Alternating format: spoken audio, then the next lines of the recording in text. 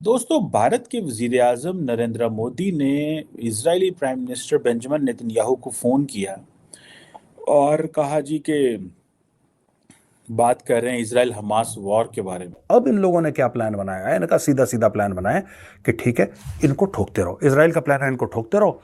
जब बहुत ज्यादा प्रेशर होगा तो थोड़ा और एक्सचेंज कर लेंगे, और ज्यादा प्रेशर होगा और एक्सचेंज कर लेंगे, ठोकते रहो। मुल्क की मईशत को तबाह बर्बाद कर दिया, और फिर वो मईशत जो अपना बोझ ही नहीं संभाल पा रही, तो ये कैसे मुमकिन था कि मुल्क सरवाइव कर पाता? फकर भाई कि पाकिस्तान इंडिया से यदि बेवजह की दुश्मनी खत्म कर दे तो उनको कोई वरी नहीं रहेगा, कोई चिंता नहीं रहेगा। लेकिन आप ये कहें कि आपके लिए हम चाइना की तैयारी छोड़ दें, आपके लिए हम जो है दूसरे अपने जो हमारा चूंकि स्टेचर बड़ा है और हम एक सिविलाइजेशनल कंट्री है आज की। भाई मेरे गुजारिश ये है, इंडिया में मिड मार्च में इलेक्शन होने हैं, वहां का स्टॉक एक्सचेंज क्यों नहीं बैठ रहा? भारत ने अपने 2 डिस्ट्रॉयर जो हैं वो कोस्ट ऑफ एडन में भेज दिए हैं, ताकि एक का नाम है आईएनएस कोची और दूसरे का नाम है आईएनएस कोलकाता, जो कि इंडिया ने इजराइल के साथ तो बात की है, लेकिन इंडिया को जो ईरानियन से बात करने की भी।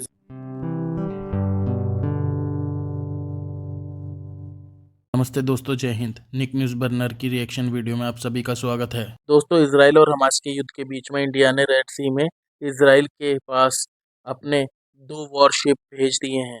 भारत ने वो शिप इजराइल की सीमा के पास रेड सी में भेजे हैं। भारत ने दुनिया को सोचने पर मजबूर कर दिया है कि भारत ने शिप इजराइल की मदद के लिए भेजे हैं।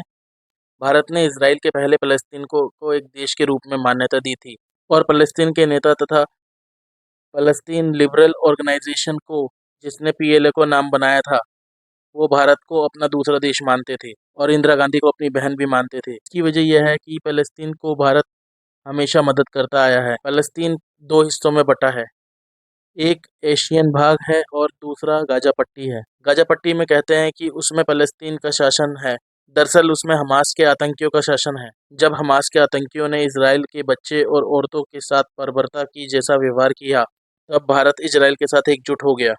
तब लोगों ने समझा कि भारत इजराइल का साथ दे रहा है, लेकिन भारत ने आतंकवाद के खिलाफ अपनी आवाज़ उठाई थी।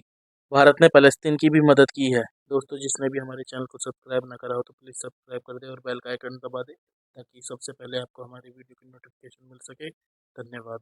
दोस्तों, भारत के वज़ीर-ए-आज़म नरेंद्र मोदी ने Israeli prime minister Benjamin Netanyahu को फ़ोन किया और कहा जी कि बात कर रहे हैं इज़राइल हमास वॉर के बारे में।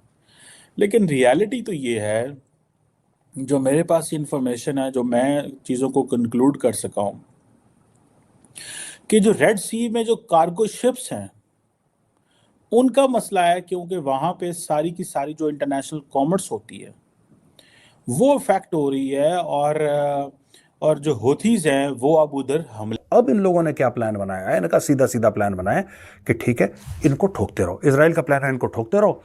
जब बहुत ज्यादा प्रेशर होगा तो थोड़ा और एक्सचेंज कर लेंगे, और ज्यादा प्रेशर होगा और एक्सचेंज कर लेंगे, ठोकते रहो।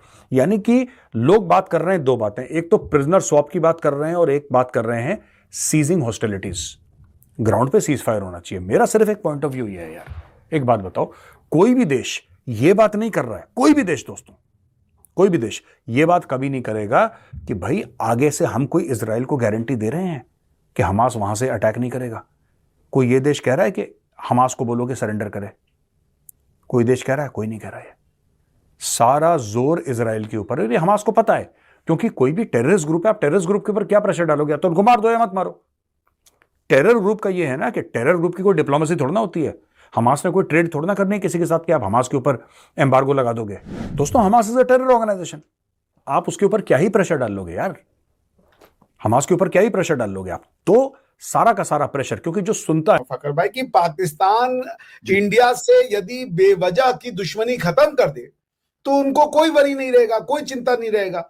लेकिन आप ये कहें कि आपके लिए हम चाइना की तैयारी छोड़ दें, आपके लिए हम जो है दूसरे अपने जो हमारा चूंकि स्टेचर बड़ा है और हम एक सिविलाइजेशनल कंट्री है, आज की कंट्री तो है नहीं, हम तो हजारों साल से कंट्री है, तो हमें अपना एक स्टेचर बनाना है, अपना रिक्लेम करना है जो हमारी लॉस्ट ग्लोरी थी, और उसको हम पाना चाहते हैं वापस में।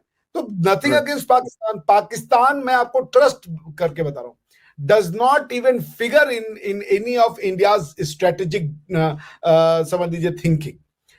जो थिंकिंग होती है कि अगर चाइना से लड़ाई होगी तो शायद पाकिस्तान भी एक फ्रंट होगा, टू फ्रंट वॉर इसको कहते हैं, बस दैट्स इट।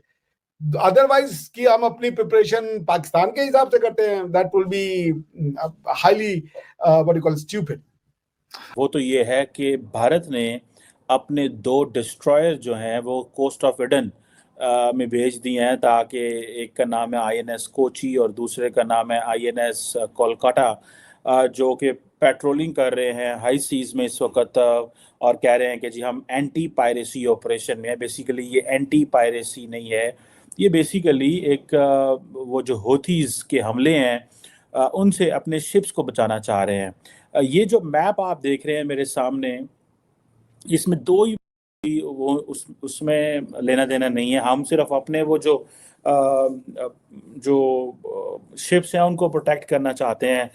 अगर ईरान से दोस्ती इंडिया को फ़ायदा दे जाती है और इंडिया की सप्लाई चेन मुतासर नहीं होती, तो यहाँ पे इंडिया के लिए एडवांटेज क्या है? वो एडवांटेज ये है कि, और पाकिस्तान के लिए भी एडवांटेज है, बांग्लादेश के लिए भी एडवांटेज है, चाइना के लिए भी एडवांटेज है कि इस खिते में जितनी भी जो शिप्स हैं वो बिजनेस के इन पे करेंगी। वो Chinese ships, Indian ships, Pakistani ships वो उनके नाम से करेंगी। वो कहेंगे जी हम we won't allow any American, British, French, Italian merchant vessel को हम अलाउ नहीं करेंगे वो यहाँ से गुजरे। हाँ, इंडियन गुजर रहा है गुजर जाओ, पाकिस्तानी गुजर रहा है गुजर जाओ, चाइनीज गुजर रहा है गुजर जाओ। सो यहाँ पे India could be in an advantages position. India एक एडवांटेजेस पोजीशन में हो सकता है, और ये एक क्वेश्चन है। सो ये गल्फ ऑफ ईडन, बाब एल मंदेब और इस सारे इलाके के अंदर ये एक चैलेंजिंग सिचुएशन। दोस्तों, अगर आपको हमारी वीडियो पसंद आई है तो प्लीज़ लाइक ज़रूर करें और साथ में शेयर करना ना भूलें।